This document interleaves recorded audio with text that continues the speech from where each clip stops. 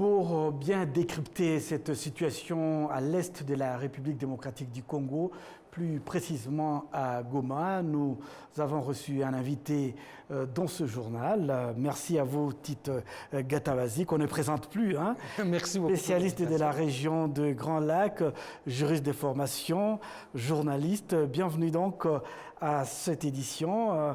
Alors, dites-nous, quelle est la situation réelle dans la ville de Goma ? Il y a une grosse panique parce que le combat se passe autour et à proximité de Goma. Hier, il y a eu ceux qui ont les moyens, les fonctionnaires, les commerçants, ont évacué leurs familles vers Kinshasa. Il y a eu un mouvement des avions à l'aéroport de Goma qui est inhabituel.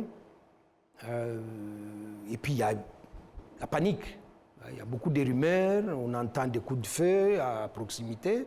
Et donc, raison pour laquelle, je crois, les gens se rendent à Rubavu. Mais il faut préciser pour ce qui est de Rubavu, beaucoup de gens qui travaillent à Goma viennent vivre à Rubavu depuis maintenant de longues années. Donc, à cause justement de l'insécurité. À cause de l'insécurité, beaucoup d'expatriés, beaucoup de Congolais vivent à Rubavu, leurs enfants étudient à Goma et rentrent passer la nuit en sécurité à Rubavu. Alors, revenons sur le plan militaire. Hein. Quelles sont les positions des belligérants sur place? Où se trouve la ligne des fronts selon vos informations? Écoute, le général Chirimwami est tombé proche de Mubambiro. Donc, Mubambiro, vous êtes presque, vous êtes à Kieshero, vous entrez dans Goma. Mubambiro, c'est le lieu où se trouve le campement de la SADC. Et à côté... Précisons déjà que le général, c'est le gouverneur... Le gouverneur militaire du Nord Kivu. De la province du Nord Kivu, merci. Voilà, oui. Et donc, qui était parti pour inspecter et remonter le moral à ses troupes. Et cette zone-là, vous avez la partie où vous avez les FARDC, les FDLR, Ouazalendo, les mercenaires. Et puis, juste à côté, vous avez le camp de la SADC. Et à côté, la partie Lac Vert, Mugunga est sécurisée par la MONUSCO. Et comment on peut expliquer justement un gouverneur d'une province, de surcroît un général, sur un terrain... soi-disant qu'on peut déclarer qui est contrôlé par les forces du gouvernement. Comment cet incident a pu arriver? Ça arrive parce que vous avez des dysfonctionnements au sein des FARDC, parce que vous avez de la concurrence, des égos entre les généraux. Il y a un capitaine qui, parce qu'il est de telle tribu, ne respecte pas les instructions du général qui est de telle tribu. Je rappelle que Chirimwami, il est de l'Est. Son nom, quand vous entendez, ça sonne Bushi. Et donc, on racontait que les subalternes qui sont plutôt de la tribu du président et de la maison militaire du chef de l'État ne le respectaient pas beaucoup. Souvenez-vous du carnage du 30 août 2022, où c'était la garde présidentielle. Il y avait le gouverneur militaire Ndima qui, semble-t-il, n'était pas au courant des opérations de la garde présidentielle. Donc vous avez comme ça cette cacophonie qui caractérise les institutions congolaises, il n'y a pas que l'armée.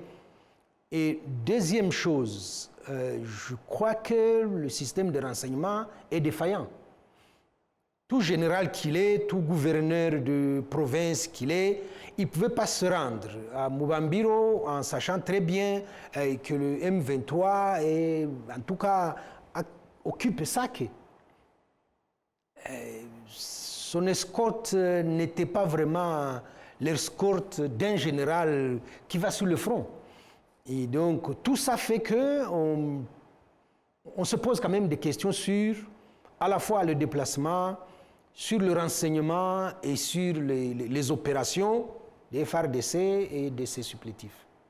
Et qui contrôle, si vous avez cette information, cette partie où s'est rendu le général? Ce sont les forces de Kinshasa? C'était a priori les forces de Kinshasa où il y a eu il y avait des militaires. Dans la vidéo, on voit bien qu'il est en train de discuter avec des militaires. Mais ils n'ont pas regardé la distance qu'il y a entre là où il était et là où se trouvait le M23.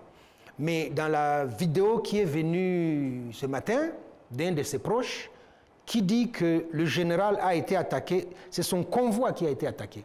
Donc, on a tiré sur son véhicule. Et lequel véhicule n'est pas blindé.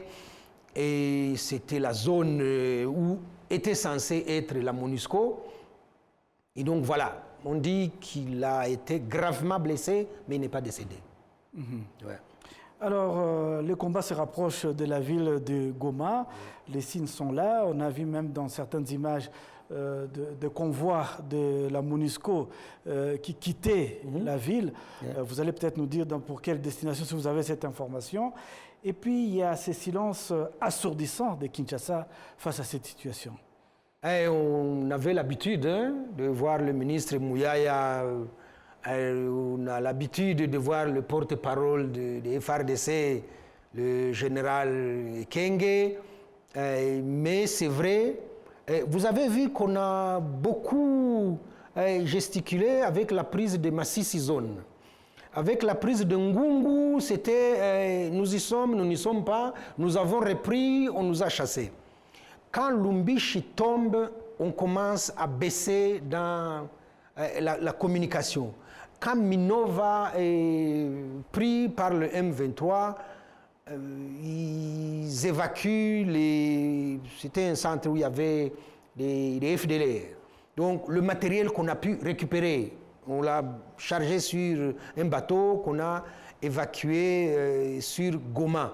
Et donc après Minova, je crois que quand les combats se passent à Sake, on voit bien que le M23 entre dans Goma.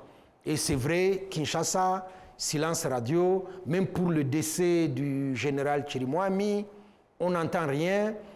Et donc, je crois qu'il y a un gros désarroi à Kinshasa. Le président était absent. Encore une fois, il était à l'étranger.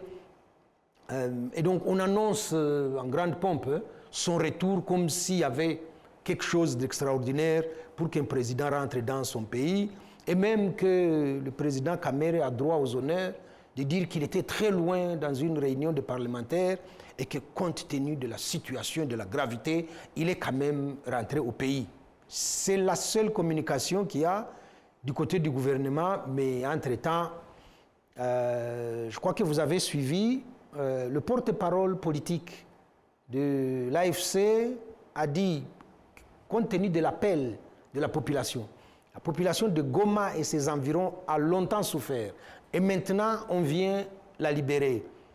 Le coordonnateur, Corneille Nangaa, a dit calmez-vous, on arrive, on va vous libérer. Et je crois que le président Bissimwa a dit la même chose. Et donc, Goma est à portée de main du M23. Oui, entre-temps, certaines rumeurs indiquent que les généraux du président Tshisekedi auraient demandé à ces derniers de négocier avec le M23, tellement que la situation était intenable. Est-ce que ces rumeurs sont d'abord confirmées ou le président Tshisekedi qui reste campé sur ses positions, malgré les revers à revers qu'il subit sur le terrain? Est-ce que vous avez des informations sur ces rumeurs? Oui, cette lettre a été signée il y a 2 semaines. Hein. Je crois qu'après la chute de Masisi Zone, c'est les généraux du renseignement et les généraux de FARDC qui se retrouvent, qui sont sur le front et qui constatent qu'ils ne pourront pas vaincre la détermination du M23. Et donc, ils se jettent comme ça à la mer et ils écrivent au chef de l'État, qui est le chef suprême des armées, pour lui donner la situation sur le terrain. Pour lui donner la situation des FARDC qui n'est pas brillante. Pour lui expliquer qu'il n'y a pas de morale au niveau des troupes, ils ne sont pas payés, ils n'ont rien à manger. Cette cacophonie-là. Et qu'il est peut-être temps qu'ils s'inscrivent résolument dans la démarche de Luanda, mais sur le plan politique, on a vu la réponse aussi. Quand le président s'adresse aux diplomates accrédités à Kinshasa, il dit qu'il est hors de question, il appelle même ça une ligne rouge. Quand le ministre Mouyaya va sur le plateau de TV5 et de France 24, il confirme ce que le président a dit. Et donc, c'est vrai qu'il campe à la fois dans le déni de réalité, ce que les généraux lui disent. Il campe dans la recherche de boucs émissaires. C'est jamais nous, on est responsable de rien, c'est les autres. Et regardez bien ce que dit Mouyaya, qui montre bien l'état d'esprit. On tend la main vers la communauté internationale. C'est vraiment infantilisant le discours de Mouyaya. Nous attendons tout de la communauté internationale, nous demandons à la communauté internationale, nous attendons de la communauté internationale, comme si en interne, on était responsable de rien. Bien, on est spectateur de... Ils assistent, mais ils sont aussi... vous savez, cette cécité, refuser de prendre acte de la situation, avoir un discours contradictoire. Tantôt, le M23, c'est des Congolais, tantôt, ils sont venus à Kinshasa, le ministre Gilbert Kankonde les avait reçus, il en a parlé brièvement, rapidement, et donc, cette façon de chercher, je crois, à délégitimer la cause du M23 a échoué. Cette façon de jeter la responsabilité sur le bouc émissaire, ça ne prend pas. Et là, on est au pied du mur, il va falloir qu'ils prennent les responsabilités. Merci beaucoup à vous, Tite Gatabazi. C'est moi qui vous remercie. Aux téléspectateurs que vous êtes spécialiste de la région de Grand Lac. Nous vous remercions de cet éclaircissement par rapport à cette situation à l'est de la République démocratique du Congo, à Goma. Merci.